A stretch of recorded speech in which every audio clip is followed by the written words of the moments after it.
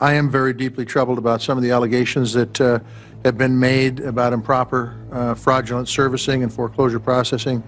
In one example, a constituent of mine from Whitehall seeking a modification from Bank of America was told by a servicing associate that while the loan modification was in review, the homeowner should not make any mortgage payments. Let me repeat that.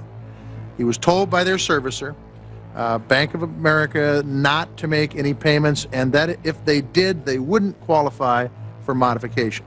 The gentleman from Helena, how is it possible he would receive a letter indicating that he is in foreclosure before foreclosure processing is restarted in the state of Montana? There's no doubt in my mind this is not isolated.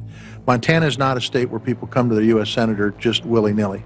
At a minimum, we need to understand these risks before the Fed moves forward with guidance allowing banks to increase dividends, because quite frankly, there ain't going to be any more bailouts. I mean, to be honest with you, some heads have to roll if they're given that kind of advice. That's just the way it is. Senator Merkley.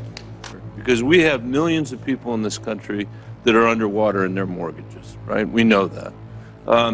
I, for one, don't believe that it's possible to prop up the value of all of these houses. That's impossible. And that it would be foolish public policy to do.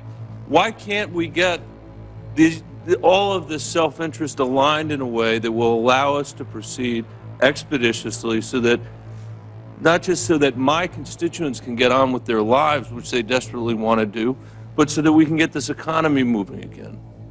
Professor. I think there are at least two problems. One problem is mortgage servicers, and I think you've heard a fair amount of testimony already at this hearing about the incentive alignment problem. Simply put, foreclosure is either less costly or more profitable than modification in many cases. The second problem... Not as far as the investors are concerned. No, this is the servicers representing their own financial interests, which are the servicers' financial interests do not match the investors. The second problem is it comes with loans that are not being serviced by a third-party servicer, but with loans that are actually on bank books.